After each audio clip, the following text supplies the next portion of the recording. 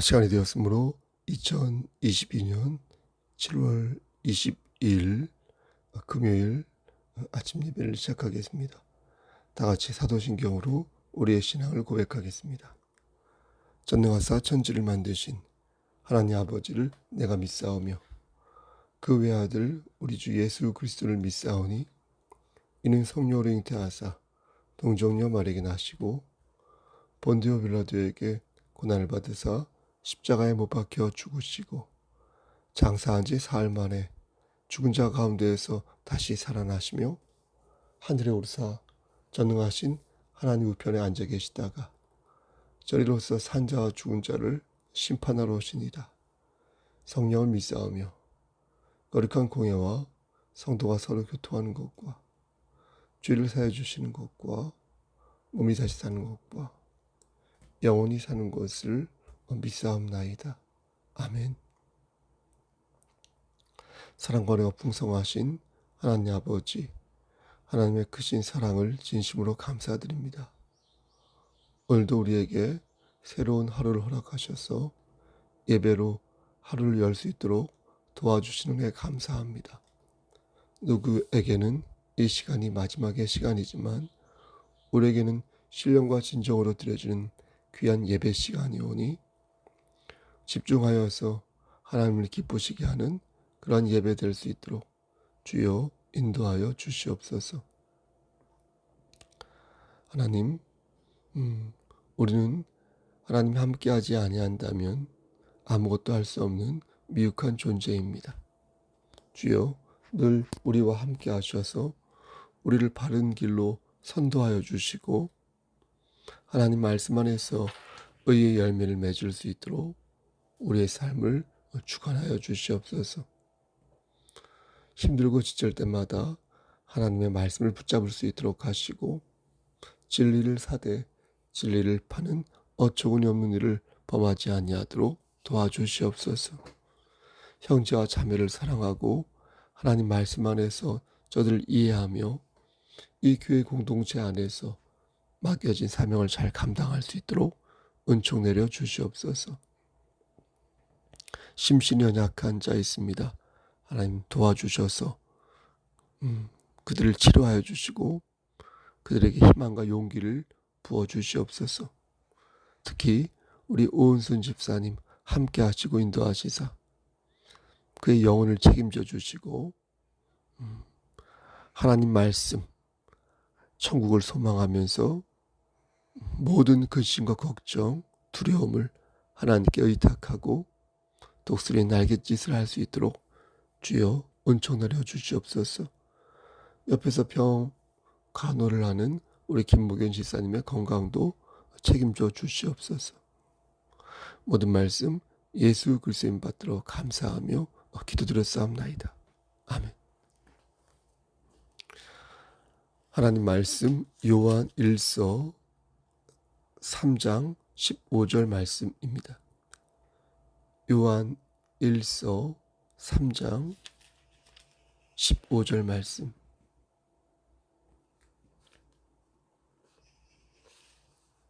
제 성경으로 요한 1서 3장 15절 말씀이 391쪽에 있습니다. 신약 성경 391쪽 요한 1서 3장 15절입니다. 그 형제를 미워하는 자마다 살인하는 자니 살인하는 자마다 영생이 그 속에 거하지 아니하는 것을 너희가 아는 바라. 아멘.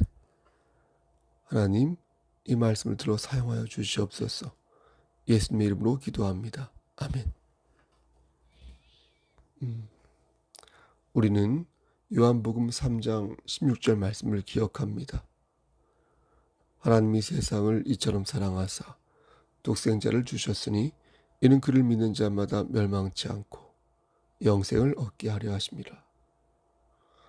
그럼 혹시 요한복음 3장 15절 말씀을 기억하시는가요? 16절 말씀과 비슷합니다, 여러분. 이는 그를 믿는 자마다 영생을 얻게 하려 하심이니라. 요한복음 3장 16절 말씀이나 요한복음 3장 15절 말씀이나 이 두 말씀은 정말 주옥 같은 말씀 아닙니까? 하나님께서 우리를 위해 독생자 예수 그리스도를 보내주셨고 우리는 그분을 주님으로 영접하면서 영생을 얻게 되었다라는 것입니다. 이것보다 의미 있는 말씀이 어디 있을까요? 그런데 엉뚱한 호기심이 생겼습니다. 혹시 그 외 3장 15절 말씀에는 뭐가 있을까? 예를 들면 성경에 처음에 있는 게 창세기지 않습니까? 창세기 3장 15절에는 뭐라 말씀하고 또 성경책 마지막에 있는 말씀이 요한계시록이지 않습니까? 요한계시록 3장 15절에는 뭐라 말씀할까? 이것은 신학적 고찰 차원에서 갖는 호기심이 아니라 그냥 호기심이요. 시답지 않은 호기심의 발로라 하겠습니다. 오해의 소지가 있을까봐 한 번 더 말씀드리면 신학적인 의미와 논리적인 연관성 차원이 아니라 그냥 궁금해서 호기심으로 찾아본 것입니다. 그래서 무작위로 3장 15절의 말씀에 뭐가 있는지 군데군데 찾아보았습니다. 먼저 창세기 3장 15절 말씀입니다. 내가 너로 여자와 원수가 되게 하고 내 후손도 여자의 후손과 원수가 되게 하리니 여자의 후손은 내 머리를 상하게 할 것이요 너는 그의 발꿈치를 상하게 할 것이니라 하시고, 이 말씀을 가만히 묵상해 보면 어떻습니까? 좀 슬프죠. 또 무섭습니다. 인간과 자연을 향한 하나님의 저주가 담겨 있는데요.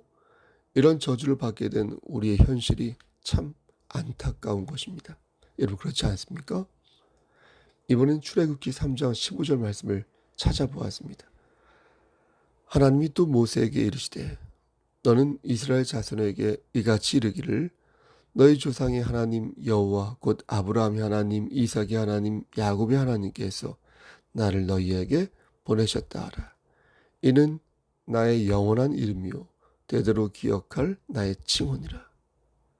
이 말씀은 앞에 창세기 3장 15절 말씀과 달리 가슴이 어떻습니까? 따뜻해지는 그런 말씀이라 하겠습니다. 하나님께서 우리에게 이름을 가르쳐 주시며 당신의 이름이요 대대로 기억할 칭호를 일러주셨다는 것은 창세기 때 받은 그 저주와는 다른 희망과 어떤 용기가 느껴지는 것입니다. 이러한 흐뭇한 마음은 열왕기상 3장 15절 말씀에서도 찾아볼 수 있었습니다. 솔로몬이 깨어보니 꿈이더라.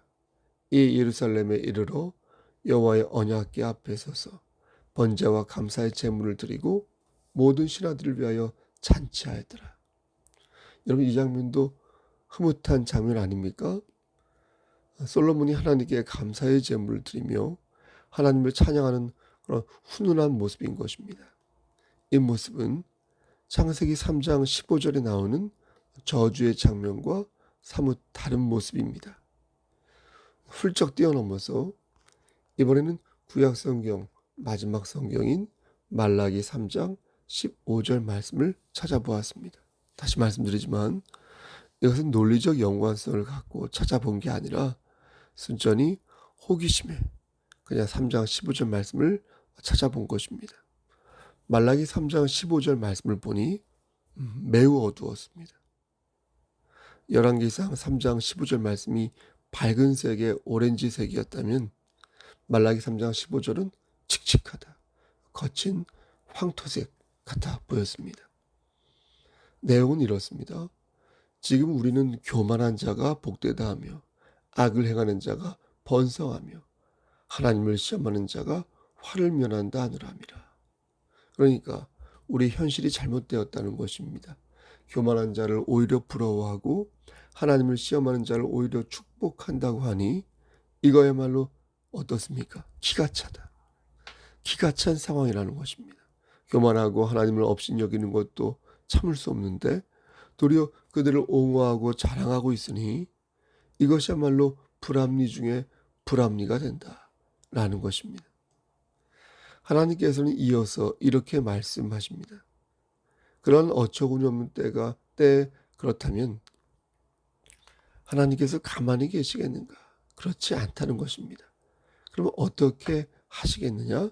16절 말씀을 보면 그때 여호와를 경외하는 자들이 피차에 말하며 여호와께서 그것을 분명히 들으시고 여호와를 경외하는 자와 그 이름을 존중히 여기는 자를 위하여 여호와 앞에 있는 기념책에 기록하셨느니라. 그러니까 말도 안 되는 상황에서 우리가 하나님을 어때요? 끝까지 경외하고 존중한다면, 신뢰한다면 하나님께서는 이런 우리를 천국 백성으로 기억하신다는 것입니다. 그리고 이어서 말씀하시기를 17절에서 나는 내가 정한 날에 그들을 나의 특별한 소유로 삼을 것이요 또 사람이 자기를 섬기는 아들을 아낀같이 내가 그들을 아끼리니 라고 말씀합니다. 그러니까 하나님을 경외하고 예배드리기를 즐겨하는 사람들은 하나님의 특별한 소유가 되어 그분의 자녀가 될 수 있다는 것입니다. 이것은 여러분 잘 들어보십시오. 우리가 김치 국물을 마시는 게 아니라 하나님께서 우리에게 하신 분명한 약속이라는 것입니다. 하나님을 경외하고 하나님을 하나님을 경외하고 하나님을 사랑하는 자는 기념책에 기록될 것이니 이 사실을 잊지 말아라. 이런 말씀이 말라기 3장 16절과 17절에 분명히 기록되어 있는 것입니다. 다른 곳 3장 15절에는 어떤 말씀이 있는지 몇 개를 더 찾아보았습니다. 신약 성경 처음에 나오는 마태복음 있죠? 그 마태복음 3장 15절 말씀을 보면 예수님의 주권이 나옵니다. 세례 요한이 예수님 앞에서 어쩔 줄 몰라 하자 예수님께서 그에게 이렇게 말씀합니다. 예수께서 대답하여 이르시되 이제 허락하라. 우리가 이와 같이 하여 모든 의를 이루는 것이 합당하니라 하시니 이에 요한이 허락하는지라. 얼핏 보면 세례 요한이 예수님에게 세례를 주는 것을 허락하는 것처럼 보이지만 여러분 그게 아니라 예수님께서 승낙하셨기에 세례 요한이 물 세례를 줄 수 있었던 것입니다. 다시 말해서 예수님의 주권으로 예수님이 세례를 받으셨고 물로 세례를 받으신 후에 하늘이 열리고 하나님의 성령이 비둘기같이 내려 예수님에게 임하는 역사가 일어난 것입니다. 그리고 하나님의 음성이 들리기를 이는 내 사랑하는 아들이요 내 기뻐하는 자라 하시니라 라고 말씀하셨습니다. 그러므로 마태복음 3장 15절도 매우 밝고 훈훈한 색깔이라 말할 수 있겠습니다. 신약 성경 처음을 보았으니 끝을 한번 찾아보았습니다. 신약 성경 끝에 있는 요한계시록을 보았습니다. 요한계시록 3장 15절 말씀은 그야말로 가슴에 비수를 찌르는 듯한 그런 말씀이었습니다. 내용은 다음과 같습니다. 내가 너의 행위를 아노니 네가 차지도 아니하고 뜨겁지도 아니하도다. 네가 차든지 뜨겁든지 하기를 원하노라. 이 말씀은 그 어떤 말씀보다도 저의 가슴을 후벼 파는 말씀이었습니다. 하나님이 있다는 것은 하나님이 계시다는 것은 내가 분명히 알기 때문에 하나님을 버릴 수는 없고 또 하나님께서 교회에 충성하라 명하시고 그렇죠? 그렇게 명하셨지 않습니까? 교회는 그리스도를 머리로 한 상태에서 각 지체가 하나로 움직이는 몸이라 하였기에 교회를 또 안 다닐 수가 없고 그런데 여러 일로 머리가 직근해서 교회 다니기는 싫고 또 여러 일로 세상에 치여서 하나님을 믿는 것을 게을리하고 싶으니 이러지도 못하고 저러지도 못하는 라오디게아 교회에 하나님께서 하신 말씀인 것입니다. 너희가 미지근하구나. 너희가 차지도 않고 뜨겁지도 않구나. 차지도 않고 뜨겁지도 않은 사람이 갖는 공통적인 컨셉이 있습니다. 여러분 그것이 무엇입니까? 그런 분들은 간을 잘 본다는 간을. 자신에게 유리할 때는 아주 뜨거워지고 자신에게 불리할 때는 아주 차가워진다는 겁니다. 간 본다. 또 일희일비하여 감정의 기복이 심하다는 것입니다. 자신도 이런 자신의 스타일을 잘 알아서 자주 바뀌니까 스스로 풀이 죽어서 냉랭해지는 그런 경우가 많은 것입니다. 하지만 이런 사람들도 결국에는 하나님의 사랑 안에 걸리게 되어 있습니다. 어떻게 걸려드느냐? 요한계시록 3장 17절과 그 이하의 내용이 나오는데 바로 하나님께서 징계하신다는 것입니다. 징계하신다.